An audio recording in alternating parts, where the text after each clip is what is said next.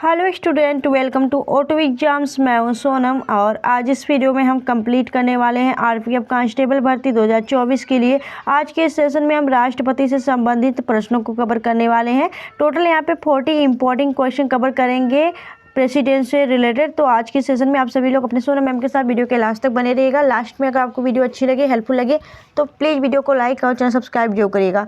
Next चलते हैं पहले क्वेश्चन की तरफ। पहला क्वेश्चन आपका दिया गया है, निम्नलिखित में से कौन हमारे देश के दोनों सदनों में से किसी भी सदन का सदस्य नहीं होता है, यह आपको बताना है।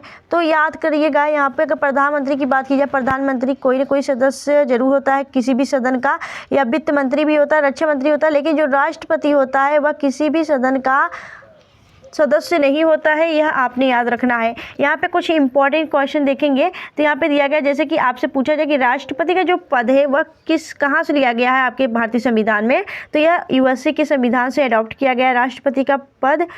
उम्र कितनी होनी चाहिए राष्ट्रपति के लिए, तो 35 वर्ष पूरी होनी चाहिए आपकी राष्ट्रपति पद के लिए उम्र होनी चाहिए, और कार्यकाल इनका 5 वर्ष होता है। वहीं अगर देखा जाए भारत का एक राष्ट्रपति होगा, यह जो उल्लेख है किस आर्टिकल के अंतर्गत है, तो आर्टिकल 52 में यह बताया गया है कि भारत का एक राष्ट्रपति होगा। यहाँ पे नोट करके हमने लिखा है, यहाँ पे ध्यान दीजिएगा, राष्ट्रपति भारत का एक प्रथम नागरिक होगा। याद रखिएगा, राष्ट्रपति भारत का प्रथम नागरिक होता है, यह तीनों सेनाओं का सर्वोच्च सेनापति भी होता है।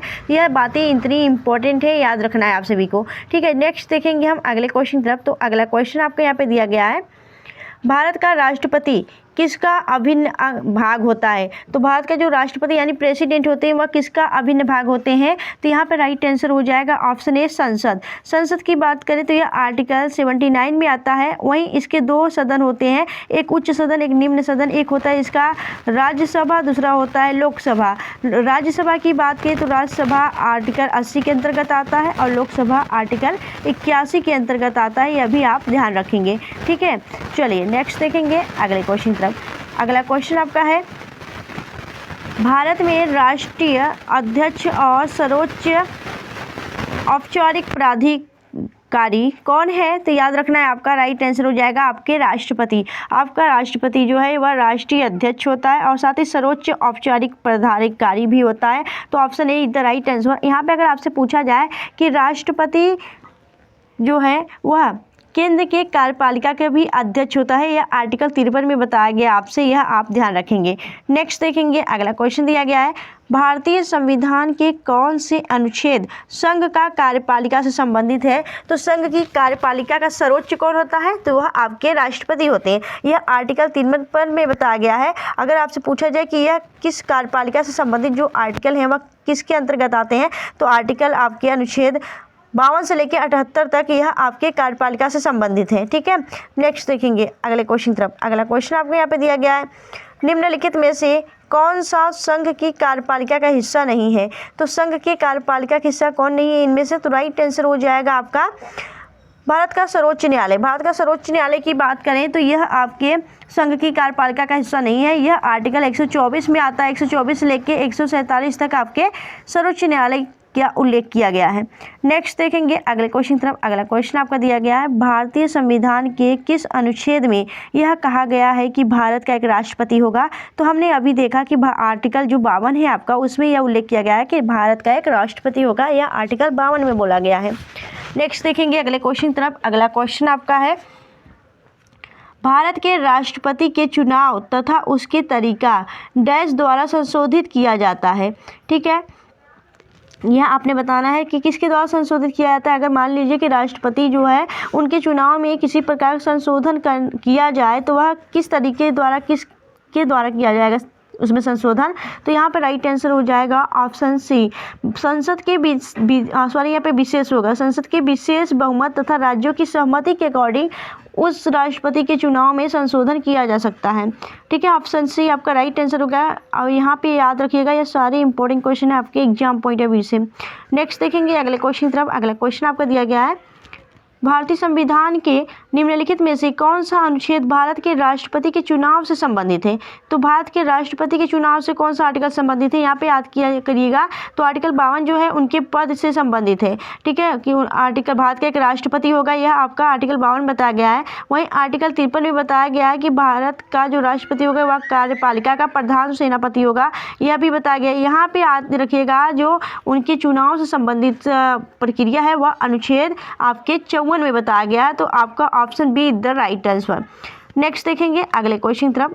अगला क्वेश्चन दिया गया है, निम्नलिखित में से कौन भारत के राष्ट्रपति के चुनाव में भाग लेता है? तो चुनाव में कौन भाग लेता है? याद रखिएगा राष्ट्रपति का जो चुनाव है वह अप्रत्यक्ष रूप से होता है, जिन्हें हम चुन के भेजते हैं वह आपके राष्ट्रपति को चुनते हैं, ठीक है। तो हम लोग नहीं, आम जनता उनको नहीं चुनती है, आम जनता के द्वारा जो चुने गए निर्वाचित सदस्य होते हैं वही राष्ट्रपति को चुनते हैं। तो यहाँ पर याद रखिएगा, यहाँ पर जो लोकसभा है उनके निर्वाचित सदस्य, राज्यसभा के निर्वाचित सदस्य, ठीक है। वहीं आपके जो केंद्र शासित प्रदेश दिल्ली और पांडुचेरी हैं उनके विधानसभा के सदस्य, और साथ ही आपके राज्यों के विधानसभा के चुने हुए सदस्य, यह सभी मिलके राष्ट्रपति के चुनाव में भाग लेते हैं। तो यहाँ पर राइट आंसर हो जाएगा ऑप्शन डी, संसद और राज्यों के विधानसभाओं के दोनों सदनों के निर्वाचित सदस्य, ठीक है, मनोनीत सदस्य नहीं, जबकि यहाँ पे भाग लेंगे, जब भी लेंगे आपके निर्वाचित सदस्य ही भाग लेते हैं, ठीक है।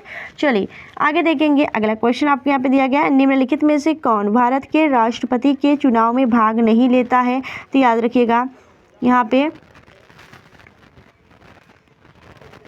संसद के मनोनीत सदस्य इसमें भाग नहीं लेंगे, बाकी सभी लेंगे, ठीक है। निर्वाचित सदस्य जितने भी होंगे वह भाग लेंगे, मनोनीत सदस्य जिन्हें आपके मनोनीत करके लाया जाता है वह नहीं इसमें हिस्सा लेते हैं। नेक्स्ट देखेंगे अगले क्वेश्चन तरफ। अगला क्वेश्चन आपका है, भारत के राष्ट्रपति के चुनाव में निम्नलिखित में से कौन शामिल नहीं हो सकता है? तो याद रखना है आपका यहाँ पे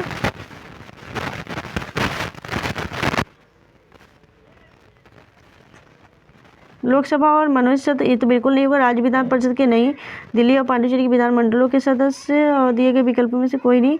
तो दिल्ली यहाँ पे दिए गए विकल्प में से कोई नहीं ऑप्शन आपका राइट आंसर होगा, क्योंकि यहाँ पे ऑप्शन सारे गलत हैं। नेक्स्ट देखेंगे अगले क्वेश्चन की तरफ। अगला क्वेश्चन आपका है, भारतीय संविधान में राष्ट्रपति के चुनाव की प्रणाली किस देश से ली गई है? तो भारतीय संविधान में जो राष्ट्रपति के चुनाव की प्रणाली है, उनकी प्रक्रिया है, वह किस संविधान से ली गई है?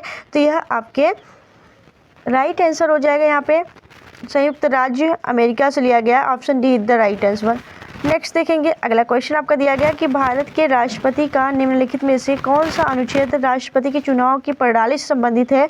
तो राइट आंसर हो जाएगा यहाँ पे अनुच्छेद 55। अनुच्छेद 54 में क्या है, उनके चुनाव से संबंधित प्रक्रिया है, लेकिन उनकी जो चुनाव की प्रणाली है, तरीका किस प्रकार होगा, तो वह तरीका आपके आर्टिकल 55 में बताया गया है। नेक्स्ट देखेंगे अगले क्वेश्चन की तरफ। अगला क्वेश्चन दिया गया है कि भारत के राष्ट्रपति को किस प्रकार चुना जाता है? तो भारत के जो राष्ट्रपति होते हैं उनका एकल हस्तांतरी वोट द्वारा उनको चुना जाता है, उन्हें जनता द्वारा नहीं चुना जाता है। जनता के द्वारा जो चुने हैं सदस्य हैं वह भाग लेते हैं उनके चुनाव में, याद रखिएगा उनका अप्रत्यक्ष चुनाव होता है। नेक्स्ट देखेंगे अगले क्वेश्चन तरफ। अगला क्वेश्चन आपका है कि राष्ट्रपति पर महाभियोग प्रस्ताव लगाने की क्रिया जो लगाने की कितने दिन पूर्व लिखित सूचना देना आवश्यक है? तो याद रखना है 14 दिन। 14 दिन आपका राइट आंसर हो जाएगा, ऑप्शन बी। नेक्स्ट देखेंगे अगला क्वेश्चन दिया गया है, राष्ट्रपति की अनुपस्थिति में उनकी उपस्थित न होने पर उसका कार्यभार कौन संभालता है? तो याद रखना है राष्ट्रपति के न होने पर उपराष्ट्रपति राष्ट्रपति का कार्यभार देखते हैं, ठीक है। नेक्स्ट देखेंगे अगले क्वेश्चन पर। अगला क्वेश्चन आपका है, राष्ट्रपति पर महाभियोग आरोप संसद के किस सदन द्वारा लगाया जा सकता है? याद रखना है आपका राइट आंसर हो जाएगा संसद के किसी भी सदन द्वारा राष्ट्रपति पर महाभियोग लगाया जा सकता है। नेक्स्ट देखेंगे अगला क्वेश्चन आपका दिया गया है, राष्ट्रपति को पद व गोपनीयता की शपथ कौन दिलाता है? तो राष्ट्रपति को भारत का मुख्य न्यायाधीश उन्हें शपथ दिलाते हैं, ठीक है। नेक्स्ट देखेंगे अगला क्वेश्चन आपका दिया गया है, जेबी वीटो का सर्वप्रथम प्रयोग किस राष्ट्रपति ने किया था? तो राइट आंसर हो जाएगा ज्ञानी जैल सिंह ने वीटो पावर का इस्तेमाल किया था, ऑप्शन यहाँ पे सी द राइट आंसर। अगला क्वेश्चन आपका दिया गया, राष्ट्रपति चुनाव से संबंधित विवाद का निपटारा कौन करता है? तो याद रखना है सर्वोच्च न्यायालय, जो सुप्रीम कोर्ट है वह राष्ट्रपति चुनाव से संबंधित विवाद का निपटारा करता है, option see the right answer. अगला क्वेश्चन दिया गया है, श्रीमती प्रतिभा पाटिल भारतीय गणतंत्र में कौन सी राष्ट्रपति बनी थी? याद रखना है, यह 12वीं नंबर की राष्ट्रपति थी प्रतिभा सिंह पाटिल, और यह भारत की पहली महिला राष्ट्रपति भी हैं। अभी सेकंड कौन बनी है? सेकंड बनी है द्रौपदी मुर्मू, जो कि वर्तमान में भारत की राष्ट्रपति है। अगर आपसे पूछा जाए तो पहली महिला आदिवासी जो कि भारत की राष्ट्रपति बनी है, तो भी आपके राइट आंसर हो जाएगा द्रौपदी मुर्मू का। ठीक है, नेक्स्ट देखेंगे अगले क्वेश्चन तरफ। अगला क्वेश्चन आपका है, भारतीय संघ की शक्ति किसमें निहित होती है? तो भारतीय संघ की शक्ति जो है वह राष्ट्रपति में निहित होती है। भारतीय संघ की शक्ति और यह संघ पालिका का जो संघ कार्यपालिका है उसका प्रधान सेनापति भी होते हैं, राष्ट्रपति। नेक्स्ट देखेंगे अगला क्वेश्चन आपका दिया गया, भारत के सबसे कम आयु के राष्ट्रपति थे। तो भारत के सबसे कम आयु के जो राष्ट्रपति थे वह नीलम संजीव रेड्डी थे। Option B is the right answer. Next देखेंगे अगले क्वेश्चन तरफ। अगला क्वेश्चन आपका है, किसने कहा था कि राष्ट्रपति का आपातकालीन अधिकार संविधान के साथ धोखा है? तो राइट आंसर हो जाएगा यहाँ पे के एम मुंशी ने यह वर्ड बोला था। Option C, option A is the right answer यहाँ पे। नेक्स्ट देखेंगे अगला क्वेश्चन आपका दिया गया कि उपराष्ट्रपति राष्ट्रपति के पद त्याग की सूचना सर्वप्रथम किसे देता है? तो जो उपराष्ट्रपति है, राष्ट्रपति के पद त्याग की जो सूचना है वह सर्वप्रथम लोकसभा अध्यक्ष को बताता है। तो option B is the right answer. Next देखेंगे अगले क्वेश्चन तरफ। अगला क्वेश्चन आपका है, राष्ट्रपति को वीटो शक्ति किस अनुच्छेद के तहत प्रदान की गई है? तो राइट आंसर हो जाएगा आर्टिकल 111 के तहत राष्ट्रपति को वीटो शक्ति प्रदान की गई है।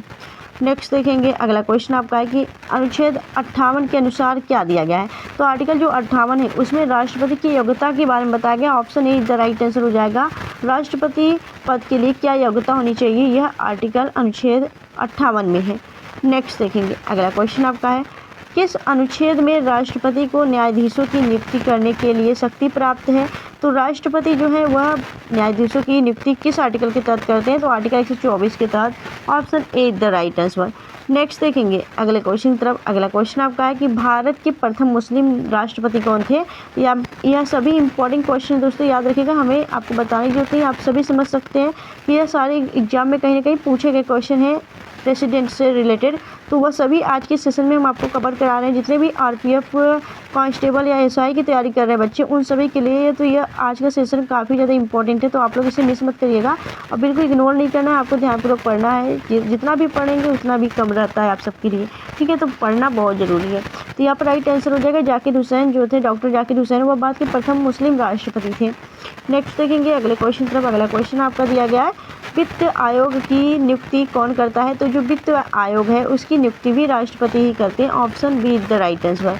अगला क्वेश्चन आपका दिया गया कि राष्ट्रपति पर महाभियोग की प्रक्रिया संबंधित अनुच्छेद है। तो राष्ट्रपति पर महाभियोग की प्रक्रिया किस आर्टिकल के अंतर्गत लगाया जाता है? आर्टिकल आपका 61। आर्टिकल 61 आपके महाभियोग से संबंधित यह आर्टिकल हो जाता है। नेक्स्ट देखेंगे अगला क्वेश्चन आपको दिया गया, किसी की सलाह पर राज्य में राष्ट्रपति शासन लागू किया जाता है? तो याद रखिएगा राज्यपाल।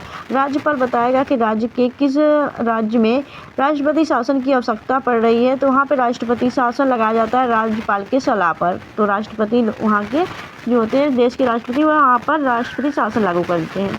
नेक्स्ट देखेंगे अगला क्वेश्चन आपका है, राष्ट्रपति शासन अधिकतम लगाया जा सकता है?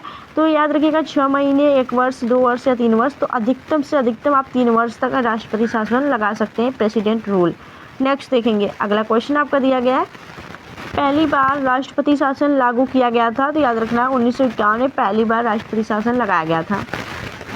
नेक्स्ट देखेंगे कि किस अनुच्छेद में राष्ट्रपति को समाधान का अधिकार दिया गया है? तो आर्टिकल 72। आर्टिकल 72 में राष्ट्रपति को समाधान का अधिकार है, वह किसी भी मृत्युदंड को भी क्षमा करने का अधिकार राष्ट्रपति को है, ठीक है?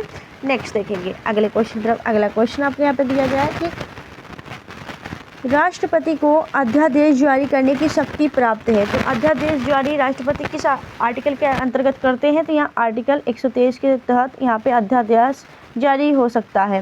नेक्स्ट देखेंगे अगला क्वेश्चन आपका दिया कि भारत में राष्ट्रपति चुनाव लड़ने वाली पहली महिला उम्मीदवार का नाम है? तो राइट आंसर हो जाएगा लक्ष्मी सहगल। यह पहली महिला उम्मीदवार है राष्ट्रपति चुनाव लड़ने की, तो यह नाम याद रखना है। वहीं पहली जो महिला राष्ट्रपति हैं वह प्रतिभा पाटिल है। नेक्स्ट देखेंगे अगला क्वेश्चन आपका दिया गया है, मौलिक अधिकार को कौन निलंबित कर सकता है? तो राष्ट्रपति जो प्रेसिडेंट है वह हमारे फंडामेंटल राइट्स को भी निलंबित कर सकते हैं। नेक्स्ट देखेंगे अगला क्वेश्चन आपका है कि भारतीय राष्ट्रपति को किस परिस्थितियों में अपने पद को त्यागपत्र देना पड़ता है? तो याद रखिएगा, महाभियोग लगने पर। महाभियोग की प्रक्रिया यह यूएसए के संविधान से लिया गया है और याद रखना है आर्टिकल 61 में महाभियोग लगाने की प्रक्रिया दी गई है राष्ट्रपति पर। तो याद रखना है महाभियोग लगाने पर इन परिस्थितियों में राष्ट्रपति जो है वह अपना त्यागपत्र देना पड़ जाता है उनको। और अभी तक ऐसा कोई भी राष्ट्रपति नहीं है जिस पर अभी तक भारत में महाभियोग लगाया गया हो। ठीक है, यह भी याद रखना है। नेक्स्ट देखेंगे अगले क्वेश्चन तरफ। अगला क्वेश्चन आपका है, संघ लोक सेवा आयोग जिन्हें हम यूपीएससी कहते हैं उसके अध्यक्ष की नियुक्ति कौन करता है? तो राइट आंसर हो जाएगा राष्ट्रपति। प्रेसिडेंट जो है भारत का वह यूपीएससी के अध्यक्ष को नियुक्ति करता है। नेक्स्ट देखेंगे अगला क्वेश्चन दिया गया है, देश के मुख्य चुनाव आयुक्त की नियुक्ति कौन करता है? तो जो देश के मुख्य चुनाव आयोग है इलेक्शन कमीशन, तो उनके राइट आंसर हो जाएगा राष्ट्रपति ही उनकी नियुक्ति करते हैं। Option see the right answer. तो दोस्तों यहाँ पे हम 40 इम्पोर्टेंट क्वेश्चन जो कि प्रेसिडेंट से रिलेटेड हैं वह सभी हमने आज के सेशन में करा दिए हैं। एग्जाम सबके लिए जो है एग्जाम की तैयारी कर रहे बच्चे उन सबके लिए तो यह आज का सेशन काफ़ी इंपॉर्टेंट था। तो यह आज के सेशन आपको कैसा लगा आप हमें कमेंट सेक्शन कमेंट करके जो बताइएगा। अगर आपको वीडियो अच्छी लगी हो, हेल्पफुल लगी हो तो प्लीज़ वीडियो को लाइक और चैनल सब्सक्राइब जरूर करिएगा। तब तक के लिए bye bye and thanks for watching, keep smiling.